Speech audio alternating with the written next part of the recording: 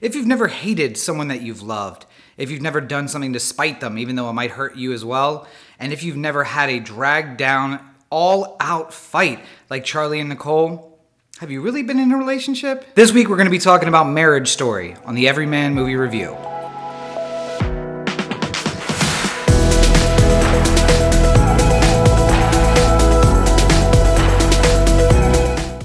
So I'm hoping over the next couple of days we are going to be able to close out all of our Oscar winners and nominees. Of course, there are some pictures, the animated categories, that I didn't actually get to, but I think for the most part, if it was nominated for one of the major categories, I have done a review for it, except for two, and those are coming at you next. But for this week, the road to the Oscar reviews goes through both New York and Los Angeles, two of the cities of my present and past, and just like Charlie and Nicole, it's gonna be a bit of a blowout. But before we get too far into it, let's take a minute to talk about the pleasantries, shall we? Marriage Story is, of course, a Netflix production. It was put out solely on Netflix, except for a very limited run in theaters that would qualify it for the Oscar season. It was both directed and written by Noah Baumbach. It's starring Adam Driver as Charlie, Scarlett Johansson as Nicole, Ozzy Robertson as Henry, and they are of course supported by a fantastic cast all around them with the likes of Matthew Mayer, who's one of those, oh, I've seen that guy in something kind of actors,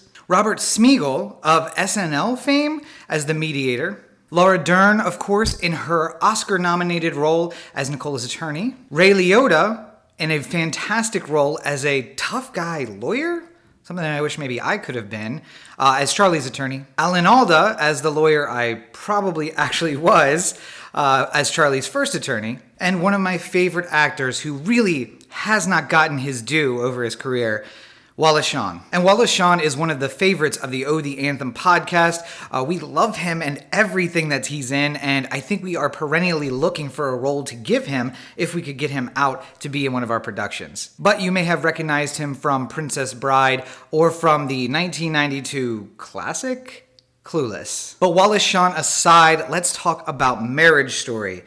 Oh wow, this movie really struck down deep inside me. I think that it's because I've been in a lot of relationships like Nicole and Charlie. I saw a lot of myself in Charlie. And it's also a little weird because I saw Adam Driver maybe a week before, 2 weeks before, in his role in Star Wars. And these two roles couldn't be more different. And I think I said in that Star Wars review that there was a part out there for Adam Driver that I didn't think being in Star Wars and in that universe was it. But I think Charlie is gangbusters, exactly what Adam Driver needs to do. It takes all of his talents and puts them together. And I think I was a little off on the first watching. I watched the very first little bit of Marriage Story and then said, you know what, I should pause on this because I think Roxy, my significant other, would also enjoy watching it. And if I can find a movie we can compromise on, well, that's a rare feat indeed. But after seeing Adam Driver in Star Wars, and then once again coming back to Marriage Story and seeing him as Charlie, I think that I'm just resounded to the point that Adam Driver has roles for which he would be fantastic. He is this guy. He is the lovable, kind of goofy, but has like kind of terrible secrets kind of character, and he did an excellent job in it. And then Scarlett Johansson, who we saw in Jojo Rabbit, check out that review if you haven't seen that review, in a completely different role than she is here. Now, of course, she's playing a mother, and I hope that she's not going to get kind of sidelined into these mother roles just because she's getting a little older. I would like to think not, since she's about to play Black Widow in the Black Widow movie, but who knows, right? But Scarlett Johansson is playing this like very complicated mother. In Jojo Rabbit, she was a very straightforward kind of character. We knew who she was. We knew her role as Jojo's mother. And there wasn't a lot of complexity to it. I mean, there was a lot of complexity to the character, but not being a mother necessarily. In Marriage Story, she is a completely different kind of person. And at different points in the movie, we think she is a very different person.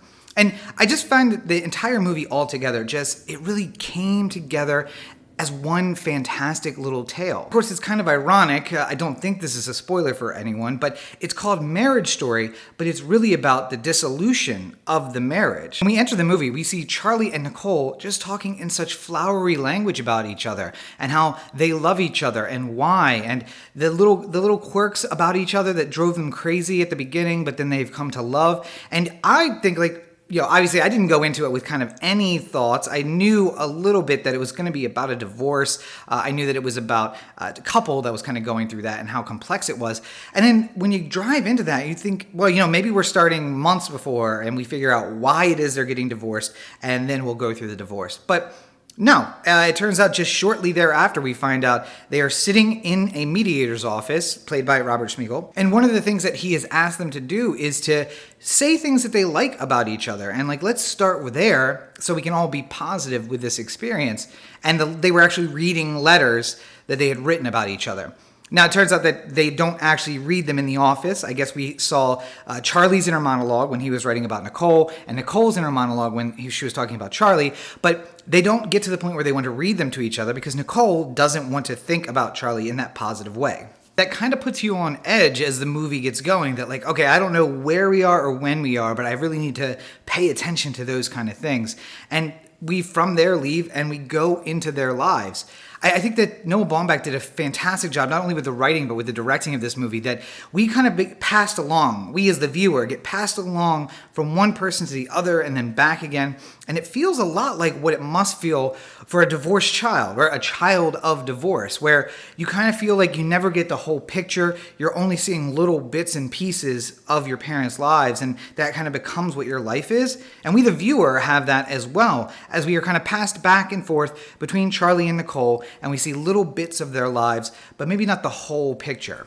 Now, I do want to take a minute to just get into a few little spoilers. So if you have not seen the movie and if you want to see it, if you want to avoid the spoilers, in any event, now is the time to skip down to the time that's down below.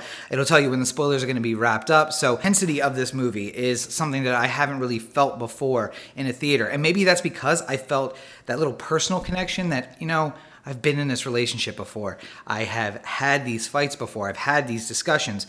And I'd like to think that my relationships personally have ended a lot of the way that Nicole and Charlie's did at the end, where you go through all the fighting when you're in it, but once all the fighting's done and we've moved on, there's just no reason to fight anymore, and we can kind of be civil with each other and move on with our lives. Let's be adults about this, even for relationships that may not have ended when I was an adult. The intensity just seems to ramp up and let down and ramp up and let down right up until the big fight in Charlie's apartment in LA. And I felt the need that I had to post on Instagram about that fight. Because if you've never been in a relationship before, if you've never been in a serious long-term relationship before that has hit the skids in a hard way, you have never had a fight like that. But I have been involved in that fight several times, sometimes several times with the same girl at different points in our relationship. But that just frustrated, angry fight that you get into where, you feel like hitting the walls. Adam Driver actually hits the wall in that movie. But you're just saying every hurtful, spiteful thing that comes out of your mouth. Anything that pops into your head ends up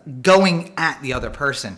And it's not a good way to fight. I do not recommend it. It is horrible, and it does unbelievable damage if you guys end up reconciling. But it's a reality. And I feel like Noah Baumbach really captured that feeling you get when you're in the midst of a breakup, where you just want it to be over, but at the same time, you don't. You want to drag it out because you love this person so much that you hope, even until the bitter end, that maybe things can be fixed, even when you know in your heart of hearts that it can't be fixed. And I've never been married. I don't have any kids. So a little bit of that was kind of lost on me. The passing the child back and forth, I've actually been a part of, just not with my own child, in a breakup with someone who had children with someone else. And I can tell you that the feeling is a lot of the same. The way that Charlie tries to adjust and be there for Halloween, but then he feels like it's kicked out from under him when Nicole takes Henry trick-or-treating elsewhere. But he's like, no, we are going to do this. And he drags him out, and no one answers the door. He gets this big pile of candy when he's with his mom and nothing when he's with his dad. And I recognize that frustration, even though I don't have children myself. But I can imagine it's even worse when you just want to be good. You want to be the best parent. And, having been a divorce attorney, I can tell you, you reach the point where it does feel like it's a her or me, him or me, and we are going to just fight this out. It's a zero-sum game, and I want to win. And that's really not the best for the kid, of course, but it is how things turn out pretty often. And then, of course, there's the little things that get revealed towards the end of a relationship where, you both kind of know that it's over, and maybe you've moved on a little before they have, or they've moved on a little before you have. And if the other person finds out, the heartache and the fighting that can result from that. And it seemed like Charlie was like trying to stay in his relationship. Like he really loved Nicole and he wants to move forward, but part of him says this isn't over and I need to go to the next thing. And maybe you shouldn't find the next thing until you're finished with the thing that you're working on right now. And that's probably a lesson that Charlie learned when his emails get hacked into by Nicole and she finds out about the side relationship. And like I said kind of in the intro there, I hit pause on it for a couple of weeks because I wanted to watch it with Roxy, but I'm almost glad that I didn't watch it with Roxy just because of that. I feel like that is...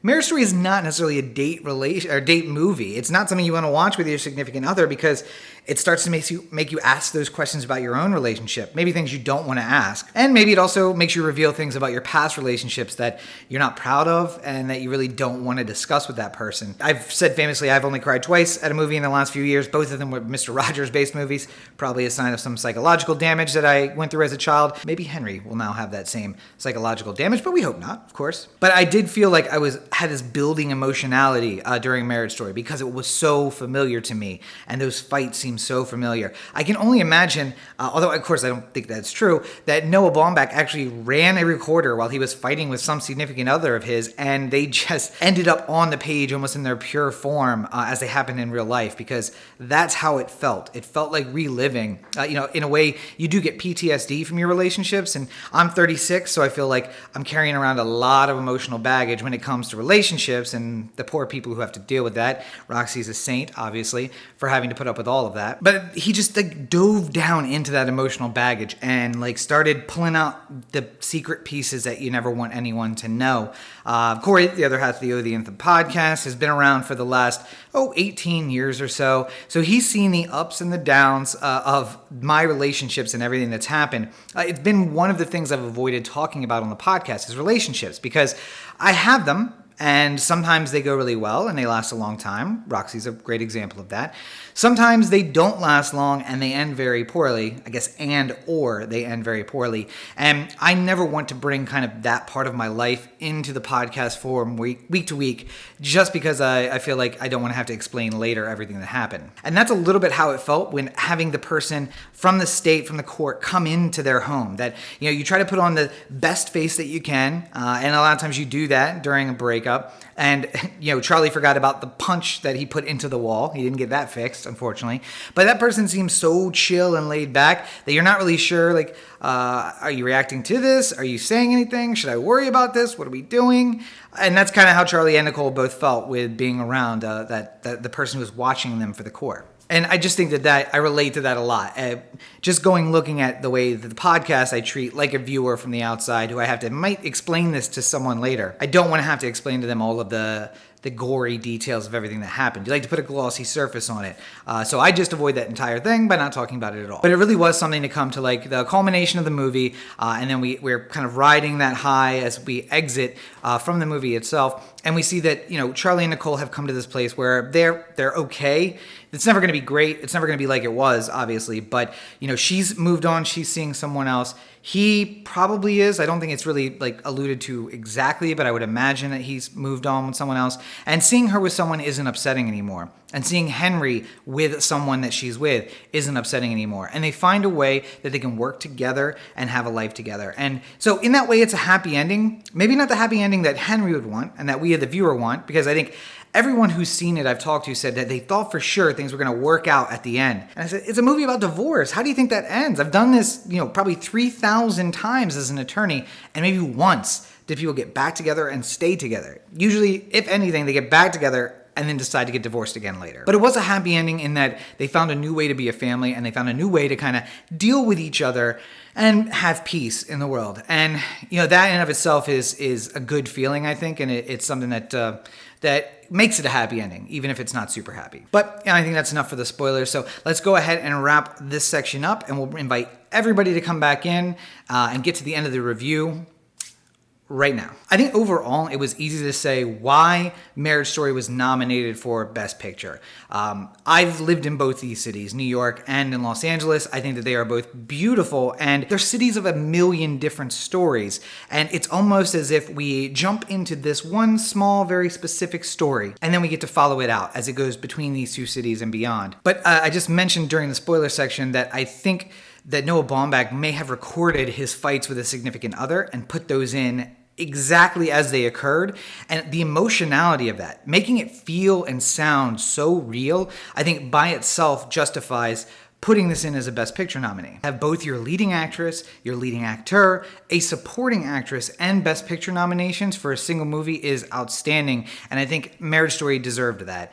Adam Driver and Scarlett Johansson in their roles just brought something visceral to those fights and to those discussions and to the way that they dealt with each other, and that's what I'm looking for in a Best Actor. Now, was it better than some of the other performances this year? Obviously not, because they didn't win, but I think it was worthy of the nomination. And Laura Dern as Nicole's attorney, I think her name was Nora. I want to say her name was Nora. I probably should have looked that up before we started. But I think that that was more of a cumulative nomination for all the work she has done in the year, because she did fantastic in Little Women. She was amazing in this role, in a very different role as Nora, Nicole's attorney. But she really brought something. It was like on Game of Thrones, where you can choose to have trial by combat and you don't have to fight. You can pick a champion to fight for you. And Nicole seemed like she was so back and forth about everything. And then finally, when it came down to it, she said, you know what? I choose trial by combat and I am picking the best champion I can. And Laura Dern brought that. She had the emotionality of being able to sit there and talk to her like a mother and like a wife and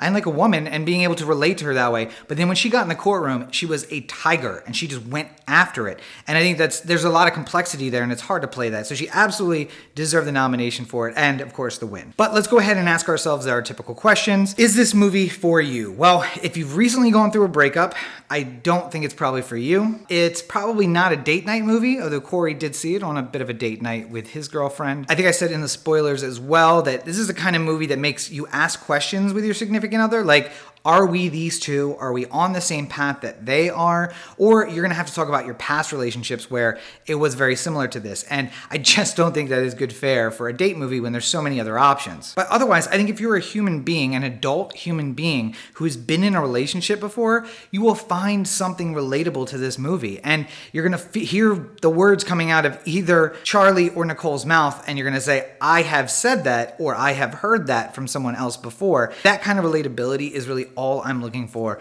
in a movie. I want to feel like it's something that relates to me. It's something that I can feel on a higher emotional level than just seeing it played out before me.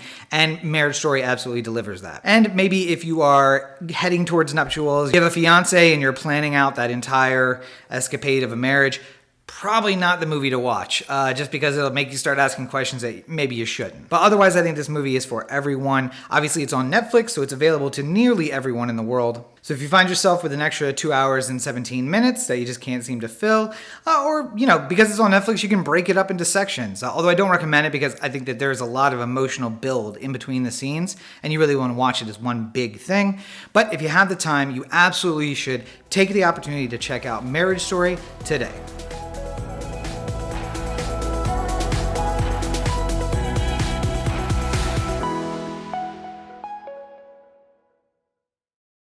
So there you have it, another episode of the Everyman Movie Review in the books. Right at the top here, I want to thank my patrons over at Patreon. I could not do this without you guys. Like I said at the top of the episode, and I keep saying, I'm having new equipment delivered, it seems like all the time. I just got a set of Samson CO2 pencil condenser microphones that are hopefully improving the audio quality immensely. Cameras are coming in, lights are coming in, new computers, new software, everything. I could not do that without you. And of course, the moral support. There's nothing better than getting a message that just says, hey, keep it up, or I'm listening, I'm subscribed, I'm loving the content. That kind of stuff just keeps me motivated and keeps me going. And my patrons are on the front line of the people doing that. So thank you to all of you guys. And if you want to be one of the chosen few, it's so easy. Go on over to patreon.com, that's patreon.com/Robert N. Cheek. And for as little as $1 a month, you too can become a supporter of mine. You get shout outs in all the books and the videos like I'm doing right now. Basically in any of my projects I mention and give thanks to the people who support me on the front lines.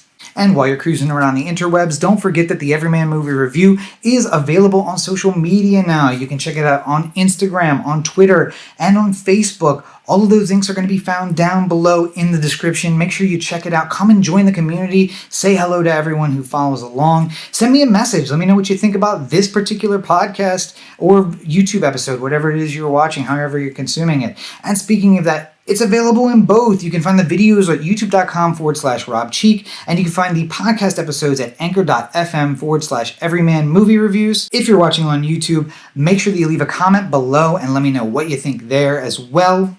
And while you're here, hit the like button, let everybody know that you like the video, and maybe subscribe to let you know when the next video is out. If you're listening on Anchor, go on over to anchor.fm/Everyman Movie Review/message. That'll let you send me a voicemail or a text, and if you want, I can actually play it right on the podcast version of the show to let everybody know what you think about my review of this movie. And of course, if you want to find me on social media, all of my accounts across all the social media are at Robert N. Cheek. That's going to be Instagram, Facebook, Tumblr, Twitter, Snapchat, everything at Robert N. Cheek. You can find me on YouTube at youtube.com/Rob Cheek. Working on changing that hopefully soon. And of course, don't forget robertncheek.com, where you can find everything about me and all the stuff that I'm working on. And you can sign up for the mailing list to be the first to know about all the new projects before they come out. And if you can't get enough of me, why would you?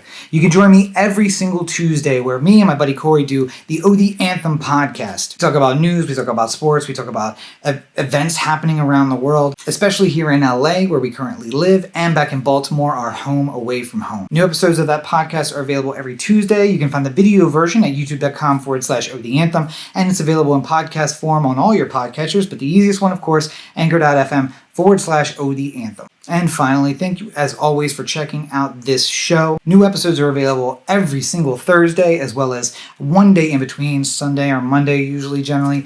You can find a new episode as well. I try to do a little bit mix of new movies and a little bit of old movies, stuff I find on streaming, either on Amazon or HBO or anywhere that I can find it, Netflix. But you also see a lot of new movie reviews from stuff that's still in the theaters, and maybe even second-run theaters, because I'm a huge proponent of the second-run theater. So make sure you join us next time for the next review. And of course, we got more projects coming all the time over on YouTube. A new episode of Rob Explains Everything is coming very soon. I'm getting ready to shoot that, in fact. So make sure you check out that as well. And until then, of course, have a great week, everybody.